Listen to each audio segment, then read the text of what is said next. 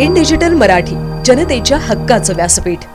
कल्याण रेतीबंदर खाडी परिसरामध्ये बेकायदेशीररित्या रेती उत्खनन केली जात असल्याच्या तक्रारी कल्याणचे तहसीलदार सचिन शेजाळे यांच्याकडे वारंवार येत होत्या। तक्रारीची दखल घेत शेजाळे यांनी महसूल विभागाच्या अधिकाऱ्यांना बेकायदेशीररित्या रेती उत्खनन करणाऱ्या पडाव आणि बार्जवर तात्काळ कारवाई करण्याच्या सूचना दिल्या होत्या।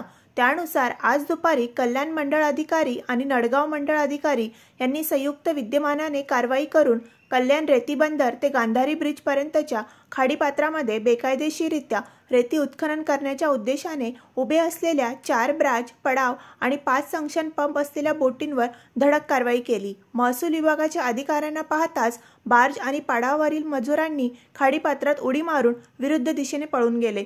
अखेर अधिकाऱ्यांनी एकूण 4 पडाव आणि 5 सक्षम पंप जप्त केले।